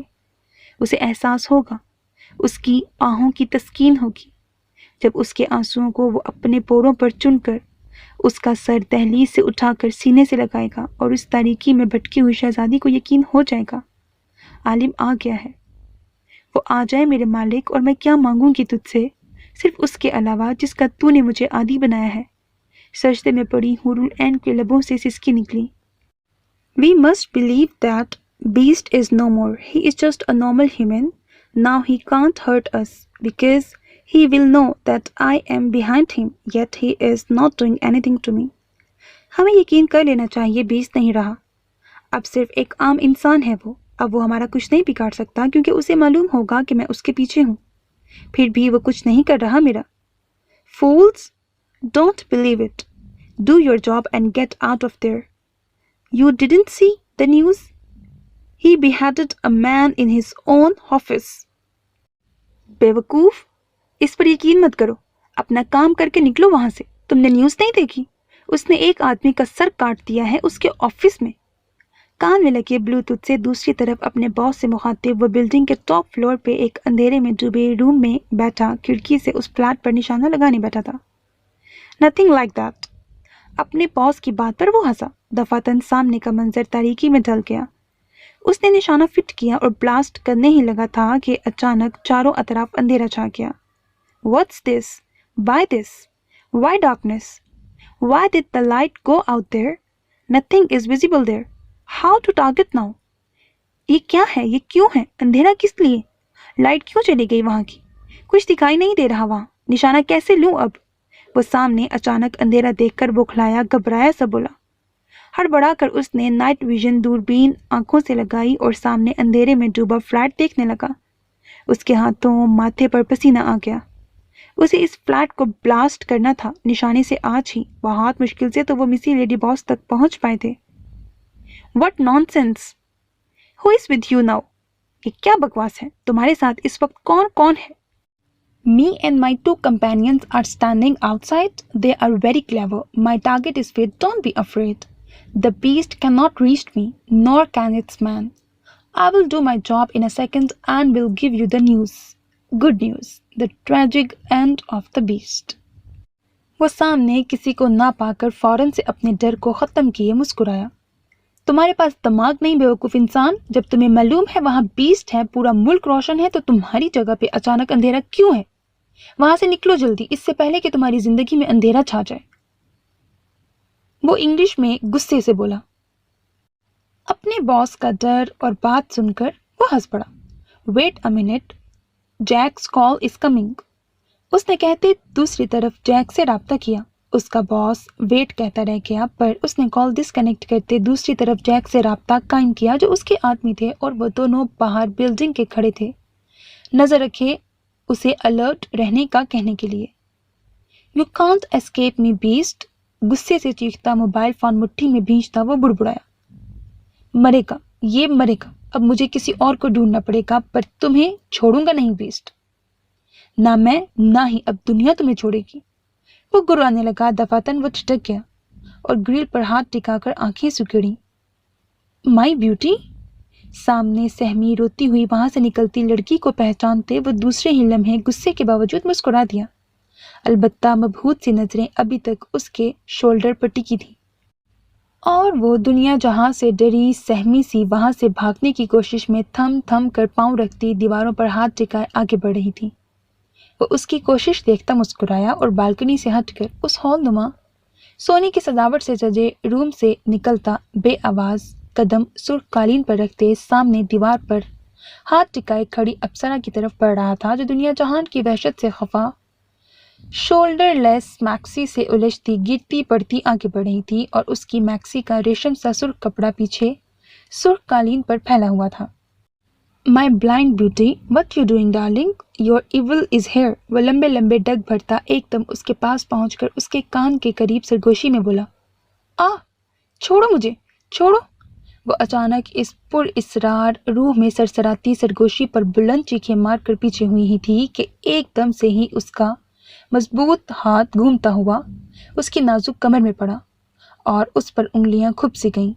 وہ بازو اس کی نازک کمر کے گرد کسی زنجیروں کی طرح باندھ گیا۔ وہ کتنی محنت سے اتنا فاصلہ طے کر کے نکل آئی تھی، اور پھر یہ سب ہو گیا۔ میں نہیں ہوں بلائنڈ بیوٹی، مجھے بخش دو، مجھے جانے دو۔ وہ ہاتھ اس کے سینے پر مارتی اسے نوچنے کے لیے مچل رہی تھی، پر وہ مسکراتا اسے اپنی شیطانیت سے کمر سے دبوچ کر جکڑ گیا۔ You can't run away from me, you can't run away from here darling. جب وہ پھڑپڑا کر تھک گئی تو اس نے جھک کر اس کے کان میں سرگوشی سے کہا، تو مار دو انہیں، ساتھ نہ رہنے دو انہیں، قصہ ختم کر دو بیسٹ کا، اس کی بیوٹی کا۔ وہ اس کی حیوانی پکڑ میں سسکتی ہوئی گرائی۔ ہاں، yes darling, don't worry, just wait and watch. Tonight is the last night for the beast and his family. اسے لمبے لمبے سانس بھرتے دیکھ کر اس نے اس کے بالوں پر ہاتھ پھیرا اور سسکی اس کے منہ سے نکلنے سے پہلے ہی کہتے لبوں پر انگلی رکھ دی۔ نہیں سر، سب ٹھیک ہو گیا، آپ بے فکر ہو کر کام کریں، جیک نے مسکراتے کہا۔ لائٹ؟ امریکن شوٹر باریل غصے سے بولا، سامنے ابھی تک اندھیرا پا کر، پر دوسری طرف سناٹا چھا گیا، اور اس کے ساتھیوں کی نظر ساکت سی سامنے ٹکی تھی جہاں سیاہ گیٹ پر تاریکی میں کوئی وجود آ کر رکا تھا۔ Wait, I am coming, who is there? اس نے باریل کو کہہ کر اپنے ساتھی کو دیکھتے کال ڈسکنیکٹ کی اور سامنے کھڑے وسیع توانا وجود سے غصے میں گرا کر پوچھا، leave it, do your work. اس نے مارک کے کندھے پر ہاتھ رکھتے کہا کہ جا کر باہر لائٹ چیک کرے۔ وہ سر نفی میں ہلا گیا اور اس دراز قامت وجود کو دیکھنے لگا۔ This is not a normal man Jack, وہ بڑبڑایا۔ واٹ ربش، تمہارا مطلب ہے یہاں بیسٹ آئے گا؟ وہ کوئی غیبی مخلوق ہے جسے معلوم پڑ جائے گا کہ اتنے فاصلے پر ایک انجان سی جگہ پر ہم انجان ہو کر اس کے فلیٹ پر اٹیک کر رہے ہیں؟ اس کے باپ کو بھی نہیں پتہ لگے گا اس بار، ختم سمجھو۔ باریل کبھی نہیں ہارا، یہ گیا اس کے سامنے، اور ویسے بھی وہ بیسٹ رہا ہی نہیں، ختم ہی سمجھو، بیسٹ فنش۔ اب وہ صرف ایک نارمل انسان ہے جو کسی کا کچھ نہیں بگاڑ سکتا۔ Could you believe it? Beast is back. سعید کے ساتھ موجود اس کے آدمیوں سے برداشت نہیں ہوا اور ان میں سے ایک فوراً ہی تمسخر سے کہہ کر اٹھا، جیک؟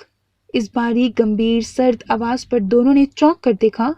جو وجود کئی فاصلے پر کھڑا تھا ان کی باتوں کے دوران ان کے اتنا پاس آ گیا تھا، دونوں کی ٹانگیں لرز اٹھیں۔ یس، نو، دونوں یک زبان ہو کر الجھ کر بولے۔ ناٹ اے نارمل مین، پاس کھڑا مارک بڑبڑایا۔ Shut up, just shut up fool! Jack بھڑک اٹھا۔ Who are you? اس نے غصے سے پوچھتے سامنے تاریکی میں کھڑے وجود کو دیکھا۔ سامنے کھڑے سعید عالم نے اس کے لہجے کی کپکپاہٹ پر اپنی مسکراہٹ کے ساتھ ساتھ سگار کا گہرا کش لگایا۔ سعید، دا بیسٹ، وہ مسکرایا۔ جب پاس کھڑے مارک نے جواب دیا، جیک نے گھور کر اس کی حالت کو دیکھا جسے اب پسینے آ گئے تھے۔ ہی ول کل اس، اس نے سرگوشی میں حلق تر کرتے کہا۔ خوف اس قدر حاوی تھا جیسے سانسیں بند ہو رہی تھیں۔ یہ سوچ ہی جان لیوا تھی کہ بیسٹ اس کے سامنے کھڑا ہے کچھ فاصلے پر، اور وہ اگر کھڑا ہے تو ضرور اسے معلوم پڑ گیا ہوگا کہ وہ یہاں کیا کر رہے ہیں۔ ڈرو نہیں، وہ کچھ نہیں بگاڑ سکتا ہمارا۔ جیک نے اس کے کندھے پر ہاتھ رکھا اور دل سے صدا لگائی کہ باریل اپنا کام کر لے جلدی۔ تم سب پاگل ہو گئے ہو، مر جاؤ گے، یہ بیسٹ ہے، حیوان سامنے کھڑا ہے۔ دفعتاً اس کے جھوٹے دلاسے پر وہ حلق پھاڑ کر چیخ اٹھا۔ وحشت جو حواس پر طاری ہوئی تھی کہ سامنے موت کے علاوہ کچھ نظر ہی نہیں آ رہا تھا۔ Shut up, he can not kill. اس کا ابھی جملہ مکمل بھی نہیں ہوا تھا جب بیسٹ کی پرچھائی اس کے اوپر آئی۔ وہ سہم کر اسے دیکھنے لگا۔ شوٹ ہی مارک، اس نے کانپتے لہجے میں بمشکل گرا کر کہا۔ جب بیسٹ کی پرچھائی برداشت نہیں ہوئی، تم انسانوں سے تو ایسے کام کرتے کیوں ہو جس سے بیسٹ کو جاگنا پڑے؟ وہ سرد لہجے میں بولا۔ ان دونوں کی نظریں کبھی اس کے ایک ہاتھ میں موجود خنجر پر جاتی تو کبھی دوسرے ہاتھ میں موجود سگار پر۔ اس کے خنجر کی سفید چمک سے دونوں کے دل خفا ہو کر سکڑ رہے تھے خود میں۔ مارک کا پورا وجود ہی سن پڑ رہا تھا، جبکہ جیک میں کچھ حوصلہ تھا۔ تبھی اس نے گن کا رخ ایک دم ہی بیسٹ کی طرف کیا۔ تمہیں کیا لگتا ہے مار دو گے ہمیں؟ ہاں ہاں ہاں، اس نے کہاں لگاتے کہا۔ تم تو ابھی بچے ہو بیٹا۔ اس کی دھمکی پر سعید مدھم سا مسکرایا اور دوسرے ہی لمحے آہستگی سے اس کے ہاتھ سے گن لے لی۔ مارک جو جیک کے ذرا سے گن سامنے کرنے پر حوصلہ آیا تھا، وہی گن بیسٹ کے ہاتھ میں اتنی آسانی سے جاتے دیکھ کر اس کی رنگت زد پڑ گئی۔ ہاں ہاں ہاں، بچے ہیں، پر تم ہمیں یہاں نہیں۔ اس کے ایک بار پھر الفاظ منہ میں ہی رہ گئے تھے جب پیچھے سے اچانک ان کے منہ پر کپڑا باندھ دیا گیا تھا کہ وہ پھڑپھڑائے چیخ بھی نہ سکے۔ جب بیسٹ کے آدمیوں نے ان کے منہ ہاتھ سختی سے جکڑ لیے۔ میں کہیں بھی کچھ بھی کر سکتا ہوں کیونکہ میں حیوان ہوں، اور حیوان سوچتا نہیں، عمل کرتا ہے۔ اس نے کہتے ہی وہ سفید چمکتا خنجر جیک کی پھیلی وحشت زدہ آنکھ میں گاڑ دیا۔ آنکھیں پھیلائے معاف دماغ سے مارک جیک کی آنکھوں میں سفید چمکتا خنجر دیکھ کر بے ہوش ہونے کے قریب تھا۔ پیچھے کھڑے اس کے آدمی اپنے بیسٹ کی ہتھیلی پر رکھی خون آلودہ آنکھ دیکھتے ہنس پڑے۔ تمہیں کیوں لگا بے وقوف کہ بیسٹ نہیں؟ تمہاری ہمت کیسے ہوئی کہ میری فیملی بیسٹ کی فیملی پر اٹیک کروانے میں شامل ہونے کی؟ اتنا آسان ہے میری فیملیز تک پہنچنا؟ وہ مسکراتا پوچھنے لگا اور بلیک اسپیشل گلوز پہنے ہتھیلی سے وہ سفید سرخ مادے سے آلودہ آنکھ نیچے گرائی۔ اب کی بار کسی نے نہیں دیکھا، نہ اس کے آدمیوں نے، نہ ہی مارک نے، جس کی آنکھیں بیسٹ کی حرکت کے ساتھ ساتھ حرکت کر رہی تھیں۔ اس کا بھاری بوٹ ذرا سا اوپر ہوا اور اس سفید بلور پر جم گیا۔ انٹرسٹنگ، وہ مسکرایا اور پاؤں کو گھما کر مسل دیا۔ جیک کے حلق سے دبی ہوئی چیخ نکلی، پر جہاں بیسٹ ہو وہاں چیخیں کون سنے؟ اس کی خون ابالتی آنکھوں سے خنجر نکال کر اس نے دوسری آنکھ میں گاڑ دیا اور وہاں سے وہ آنکھ نکال کر انگلیوں کی مدد سے کھینچی کہ پیچھے کھڑے اس کے آدمیوں کی روح لرز اٹھی۔ The beast doesn't mean the best and sincere, it means the one who eliminates evil. وہ سرد برفیلے ٹھہرے ہوئے لہجے میں کہتا سرخ آلودہ خنجر کو اس کے گال پر صاف کرنے لگا، جبکہ اس کی آنکھوں میں بڑے بڑے گڑھے پڑ چکے تھے جن سے خون اتنی تیز روانی سے ابل کر باہر آ رہا تھا، اور پیچھے اس کی خوفناک چیخوں کو گھوٹنے کے لیے جس سختی سے سیاہ پٹی باندھی گئی تھی وہ اس کی بانجھیں چیر رہی تھیں۔ خون آلودہ ہاتھ سے اس نے سگار کا کش لیتے واپس لبوں میں دبایا और उसके बालों को मुट्ठी में जकड़ कर सर को ऊपर खींचा, जिससे उसका सर पीछे की तरफ उलट गया। अब तुम्हें यकीन होगा कि हर कोई बीस्ट ही है इस दुनिया में, पर सबका बाप एक है, सईद द बीस्ट। मुस्कुराते लहजे से उसने उसके गले पर खंजर की नोक रखी और अपनी ताकत से जरा सा जोर लगाया। उसके हलक में खंजर खोंप कर नीचे की सिमत खींचा। ये एक वहशतनाक मंजर था, जहां एक पहाड़ नुमा वजूद रखने वाला हैवान अपने नाम का खंजर हाथ में पकड़े एक इंसान का सीना बेखौफी से चीर रहा था। Sir, he is dead. Mark के वजूद को लहरा कर गिरते देखकर उसकी धड़कन जब चेक की तो वहां खामोशी पाकर उन्होंने सैयद आलिम से कहा, इन्हें यहां से ले जाओ।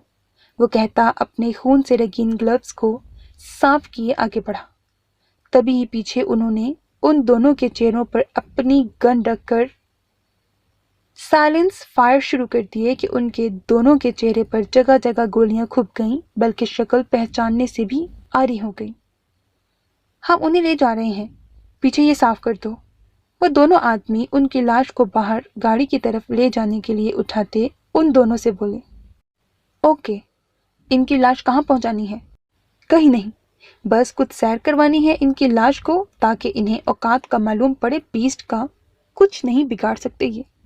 साथ चलते साथी ने तमस्कुर से हंस कर कहा और प्लास्टिक में लिपटे दोनों लाशों को गाड़ी की बैक में डालते इनमें से एक ने कॉल मिलाई और किसी से राब्ता करते सईद आलिम का हवाला दिया, जिससे उन्हें मस्बत जवाब मिला। क्या हुआ?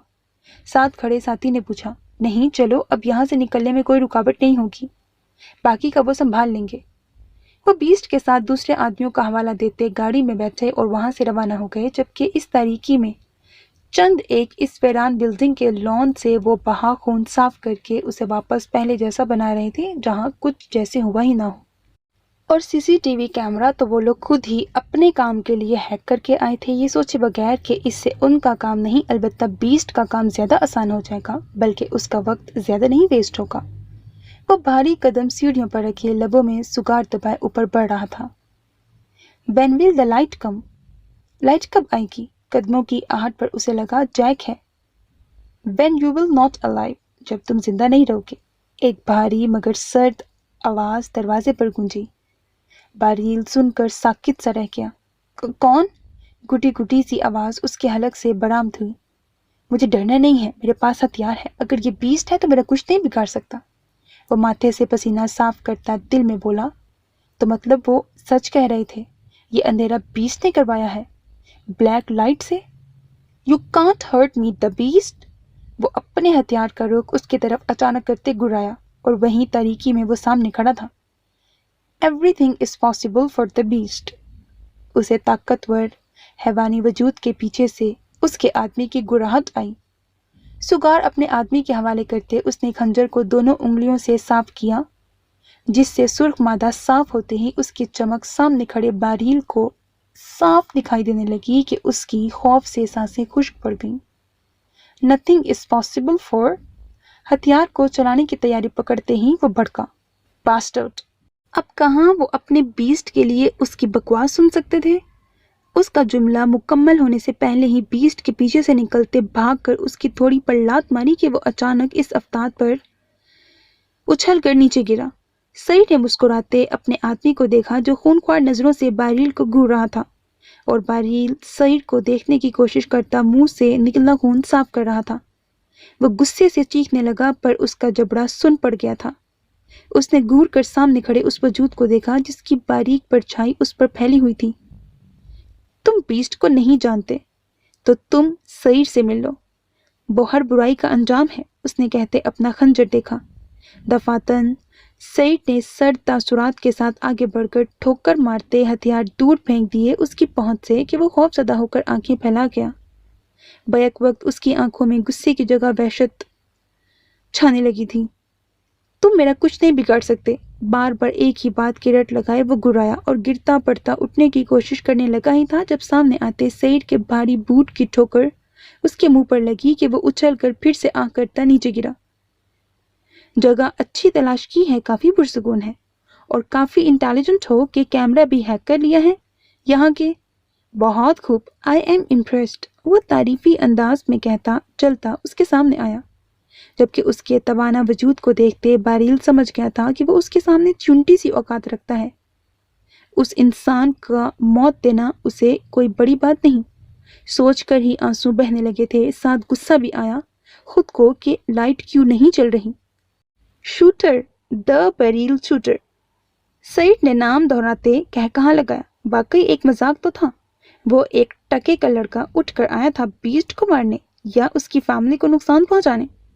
تم جانتے ہو تم میرے سامنے چونٹی سی اوقات رکھتے ہو، میں تمہیں پل میں مسل دوں۔ یہ جو سامنے میرے شیر کھڑے ہیں نا، یہ بھی سیکنڈ میں تمہارے وجود کے چتڑے اڑا دیتے میرے ایک اشارے پر تمہیں معلوم ہے ایسا کیوں ہوا کہ سعید عالم اپنا قیمتی وقت چھوڑ کر تمہارے پاس آیا؟ وہ اس کے سامنے بیٹھتا ہوا تمسخر سے ابرو اچکا کر استفسار کرنے لگا۔ یہ تو واقعی سوچ کی بات تھی، جس پر باریل اپنا لرزتا ہاتھ اٹھا کر ناک صاف کرتا دھندلی آنکھوں سے قریب بیٹھے اس حیوان کو دیکھنے لگا۔ لمحے کی بات تھی جب اس کا چہرہ بالکل پاس تھا، باریل کا وجود جیسے اس کا ساتھ دینے سے انکاری ہو گیا جب اس کی خوفزدہ نظریں اٹھتی اس کے چہرے پر رکیں۔ Two side, one side man, one side beast, وہ اپنی دھندلی نظروں سے اس کے چہرے کو دیکھتا سسکی بھر کر اٹک اٹک کر بول رہا تھا۔ اس کی بات پر سعید کہا لگا اٹھا۔ کون سا بیسٹ والا حصہ ہے؟ دفاتر مسکراہٹ روک کر اس نے دلچسپی سے پوچھا۔ باریل حلق تر کرتا اس کے دونوں طرف چہرے کو دیکھنے لگا، نظریں ایک سائڈ پر ٹک گئیں۔ فرق کہاں ہے؟ کیا الگ تھا جس سے اسے خوف آ رہا تھا؟ حالانکہ کوئی بڑی بات نہیں تھی، پر جب موت سر پر ہو اور نام بیسٹ اور وحشت سی چھائی ہو تو کیسے نہ وہ اس کو وحشت ناک سمجھتا۔ بوڑھی چمکتی آنکھ، سرخ سفید رنگت، بوڑھی داڑھی، گھنی مونچھیں، وہ اس کے سائڈ فیس کو دیکھتا جھجکا، بے ساختہ ہی جھرجھری لے اٹھا۔ بتاؤ، اسے سامنے دیکھ کر خاموش دیکھ کر سعید نے سرد آواز میں ٹوکا۔ بتا رہا ہوں۔ اسے دیکھ کر لگ رہا تھا اس کی زندگی میں اندھیرا جو پھیلنے والا تھا وہ سچ ہو رہا ہے۔ اس کی کپ کپاتی نظریں دوسری سائڈ گئیں۔ آہ! دفعتاً ایک دل خراش چیخ اس کے حلق سے نکلی۔ کسی نے کوئی رسپانس نہیں دیا، خاموشی سے اس کے جواب کی منتظر رہے، اور سامنے بیٹھا سعید بھی اسے دیکھ رہا تھا جس کی خاموشی اس کی وحشت سے کئی گنا زیادہ خوفناک تھی۔ یہ پہلا موقع تھا جہاں بیسٹ خاموشی سے بیٹھا اس کے سامنے اس کے جواب کا منتظر تھا، ورنہ تو اس نے کسی کی سنی نہ تھی زندگی میں۔ پیچھے کھڑے مؤدب اس کے آدمی حیران تھے اور تجسس میں بھی تھے کہ کیا جواب ہوگا اس کا اور کیا ری ایکشن ہوگا بیسٹ کا۔ اس نے پھر سے جائزہ لیتے دوسری بری آنکھ میں دیکھا، وجود میں جیسے چونٹیاں رینگ اٹھی تھیں اسے دیکھتے۔ اس سے نظر ملانا ایک خوفناک لمحہ تھا کہ اس کے دل کی دھڑکن سست پڑ کر مدھم ہو گئی۔ اسے اپنے دل میں درد کی ٹیس اٹھتی محسوس ہوئی۔ اس نے فوراً سے پہلے اپنی نظریں چرا لیں، جانے کون سی چمک تھی کہ دل سے خوف کی دھاڑیں اٹھ رہی تھیں۔ اس کا بس نہیں چل رہا تھا کہ وہ چیخیں مار کر یہاں سے بھاگتا اور جا کر بتاتا کہ وہ آ گیا ہے۔ وہ سچ ہے، وہ بیسٹ ہے، ایک حیوان جو انسان کا دل نکال کر مسل دیتا ہے۔ وہ ایک وحشی ہے جس کے نام سے انسان کے وجود میں سرسراہٹ پھیل جاتی ہے۔ وہ ایک آگ ہے جو برائی کو سہما دیتی ہے، اس کی جڑ جلا دیتی ہے۔ پر وہ جانتا تھا، اسے اندازہ ہو گیا تھا، اب اسے موت ہی آ سکتی ہے۔ وہ بیسٹ کے پاس تھا، اس کے گھر، اس کی فیملی کو بلاسٹ کرنے والا تھا۔ کیا ہوگا اس کا انجام؟ سوچ کر آنسو روانی سے بہنے لگے تھے۔ وسیع پیشانی، بری آنکھ اور اس کے نیچے سے جاتا دل دہلا دینے والا کٹ۔ یہ بیسٹ ہے، مدھم سے اجالے میں سرخ سفید رنگت پر موجود ان نیلے نشانوں کی طرف انگلی کو اشارہ دیتے کہا، جو اس کے چہرے کی ایک سائڈ پر اسرار وحشت ناک کہانی بیان کر رہی تھی، اور وہ کہانی کل بھی تھی، آج بھی۔ نہ بدلا تھا سعید عالم، نہ ہی اس کے چہرے پر موجود وہ پر اسرار سا نشان۔ غلط۔ سب خاموشی سے دیکھ رہے تھے کہ کیا یہ سچ ہونے والا ہے اس کا جواب، کہ اچانک پر اسرار گھٹن زدہ خاموش فضا میں اس کی آواز گونجی۔ آہ! اس کی بلند چیخوں کے ساتھ ہی فضا میں اٹھی اس کی انگلی سعید کے ہاتھ کے ہلتے ہی دور جا گری۔ باریل اپنی کٹی انگلی خنجر کو دیکھتا چیخنے لگا تھا جب سعید عالم کے دیکھنے پر اس کا آدمی بریف کیس اٹھا کر بھاگ آیا۔ باریل نے روتے خوفزدہ ہوتے اس بلیک بریف کیس کو دیکھا جس سے اس نے ایک ڈبی نکالی اور اس میں سے بلیک گلوز پہنے ہاتھوں میں سیاہ چپ نکال کر اچانک ہی باریل کے بالوں کو مٹھی میں جکڑتے ہوئے سر دوسری طرف جھٹکتے ناخن میں لگے بلیڈ سے تھوڑا سا کٹ دے کر اس پر چپ فٹ کر دی، ساتھ ہی پیچھے کھڑے آدمی کو انگوٹھے کا اشارہ دیا جس نے سر ہلاتے ہاتھ میں موجود بیڈ پہ انگلیاں چلاتے فوراً سے چپ ایکٹیویٹ کی۔ وہ گلا پکڑ کر چیخنے کی کوشش میں نڈھال سا ہو گیا، اس کی سفید رنگت میں خون ٹپکنے لگا تھا، پر مدھم سی آنکھ کے علاوہ حلق سے کوئی آواز نہ نکلی۔ بہت خوب۔ ساری کاروائی خاموشی سے دیکھتے سعید متاثر ہوا اس سے۔ تھینکس سر، ایزل نے بھیجی ہیں، وہ معتب ہوتا کہتا پیچھے کھڑا ہو گیا۔ باریل کو درد سے تڑپتے دیکھتے سعید نے سر ہلایا۔ سعید جانتا تھا کہ وہ ٹیکنالوجی کی دنیا میں بہت آگے نکل چکا ہے۔ ابھی ہی اس نے انڈر ورلڈ میں ایک چپ متعارف کروا دی تھی جو انسان کے جسم میں فٹ کر کے اسے ایکٹیو کر دیا جائے تو وہ اپنی مخصوص جگہ پر جا کر اس عضو کو ناکارہ کر سکتی ہے۔ اس چپ کو متعارف کرواتے انڈر ورلڈ میں تھر تھری مچ گئی تھی۔ سب جانتے تھے کہ وہ ٹیکنالوجی کا ٹیک باس ہے، اس کے لیے کوئی کام ناممکن نہیں، پر یہ نہیں جانتے تھے کہ وہ اپنی ٹیکنالوجی سے ایسی چپ ڈیوائس بنائے گا جس سے انسان ناکارہ ہو جائے۔ وہ ایسا حیوان ہوگا یہ کسی کو نہیں معلوم تھا۔ وہ اپنے دماغ ہنر سے جنگ لڑتا تھا کہ اس کا مقابلہ ایک خوفناک خواب تھا۔ اس نے ثابت کر دیا تھا کہ وہ واقعی بیسٹ کا رائٹ ہینڈ ہے جس کے لیے کچھ بھی ناممکن نہیں۔ اس نے ایسی اذیت کو وجود دیا تھا انڈر ورلڈ میں جو کوئی نہیں کر سکتا تھا۔ پچھلے سال ہی اس نے ایسی ڈیوائس متعارف کروائی تھی کہ اس ڈیوائس کو انڈر ورلڈ میں عام کرنے کے بعد ان کے مخالف کے کمپیوٹر کا سارا ڈیٹا، اس کی تفصیل اس کے کمپیوٹر کی اسکرین پر موجود ہوئی تھی، اور سعید کو امید تھی کہ اس چاول جتنی سائز والی ڈیوائس کو کسی ضرورت وجاہت کے بنا پر متعارف کروایا چکا ہوگا۔ بولنا ہے؟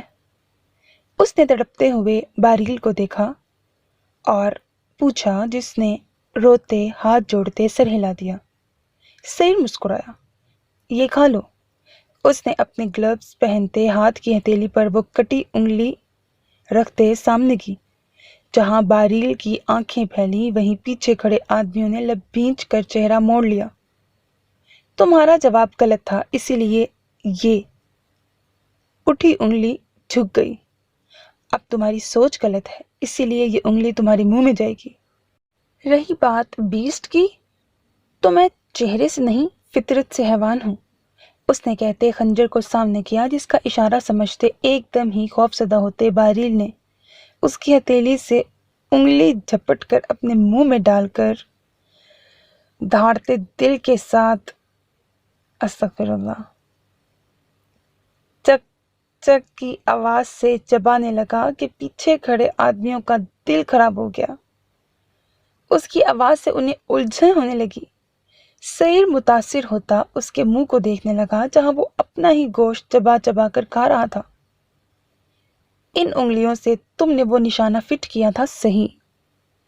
اس نے اس کا ہاتھ پکڑا کہ باریل مچل اٹھا اس کے ہاتھ کی پکڑ میں، پر اس کی سرد نظروں کی سرزنش پر اس میں ذرا سی بھی ہمت نہیں ہوئی، بلکہ وہ جیسے سن پڑ گیا تھا، اعضاء جیسے نکارہ ہو رہے تھے۔ ان انگلیوں کو یہاں نہیں رہنا چاہیے، اس نے کہتے اس کی انگلیوں کو اپنی انگلیوں میں بھینچتے پیچھے کی طرف مڑوڑا کہ کھٹاک کی آواز کے ساتھ باریل کی آنکھوں کے سامنے اندھیرا پھیل گیا۔ دماغ میں زوں کی ایک سرسراتی آواز اٹھی، کانوں سے دھواں نکل اٹھا۔ اسے کچھ معلوم ہی نہ ہوا جب سعید نے اس کی انگلیوں کو کٹر سے کاٹ کر اپنے بوٹ کے نیچے مسل کر وہ کچلتی ہوئی انگلیاں اٹھا کر اس کے درد سے کھلے منہ میں بھر دی۔ کھاؤ اسے، سرد غصیلی آواز پر روتے ہوئے باریل نے اپنے دانتوں کا دباؤ ان پر دینا شروع کر دیا کہ اسے ابکائی سی آ گئی، پر سامنے بیٹھے حیوان کے ہاتھ میں چمکتا خنجر دیکھتے اس کی سانسیں رک رہی تھیں۔ اس بات سے کون ناواقف تھا کہ یہ حیوان انسان کو دل نکال کر مسل دیتا ہے؟ وہ ایسا نہیں چاہتا تھا، اسی لیے روتے درد سے نڈھال ہوتے اپنی ہی کچلی انگلیوں کے گوشت اپنے وجود کے گوشت کو نوچ کر کھا رہا تھا۔ اچھا ہے نا، امریکن ڈینجرس शूटर बारील? उसके पूछने पर बारील ने फौरन सर हिलाया, जबकि सुर्ख मादा उसके मुंह से रिस रहा था। सब उससे नजरें फेरे खड़े थे, सिवाय सईद के, जो उसे काफी गौर से देख रहा था, जो किसी भूखे कुत्ते की तरह अपना ही गोश्त नोच कर खा रहा था। आए अल्लाह, सुबह ही सुबह मेरा अपना दिल खराब होने लग पड़ा है। मुझे खुद कहीं आने लग गई थी। अस्तगफिरुल्लाह। तुमसे तफसील से बात होती, पर वक्त की काफी किल्लत है, उसने कहते उसके बालों को मट्टी में जकड़ा। तब सब अलर्ट खड़े हुए जब सईद का खंजर बारील की आंखों को निकाल कर वहां गढ़ा बना गया। वो फड़फड़ा रहा था, मचल रहा था, पर अपना बचाव नहीं कर सका।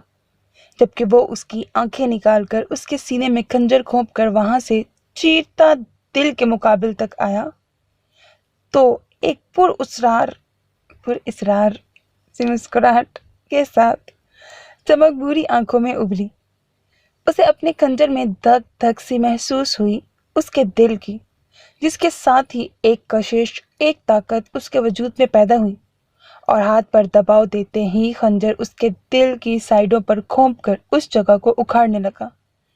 ये मंजर इस कद्दर खौफनाक था कि सामने खड़े उसके आदमी एक बार फिर नजरें झुका गए, और वो जुनूनी अंदाज में बारील के सीने को उखाड़ता, वो धक धक करता गोश्त का लुथड़ा निकालने लगा, जो जिस्म में दिल का मुकाम रखता था। गोश्त की तह को काट कर वो हड्डियों के पिंजरे को दोनों हाथों से उखाड़ कर सामने धक धक करता मादा देखता मुस्कुराया, जबकि जिसने भी अचानक से नजरें डाली थी खौफ से मुंजमद हो गए थे।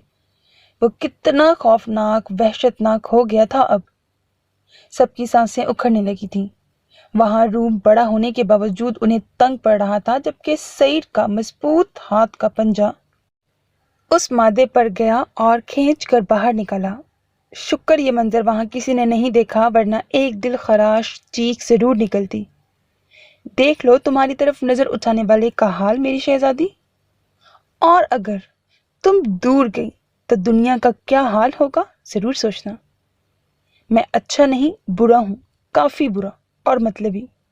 वह उसके धक धक करते दिल को बुरी आंखों से देखता मुट्ठी में भींच कर बारील के वजूद को देखने लगा, जबकि उसकी उंगलियों के बीच से सुर्ख मादा टिप टिप गिरने लगा नीचे, और वो धक धक करता दिल मसल कर पसीज गया उसकी मुट्ठी में, और वो मसला हुआ दिल उसने बारील का मुंह खोलकर उसमें डालकर खंजर से अंदर कर दिया, और अब उसके वजूद के टुकड़े करने लगा।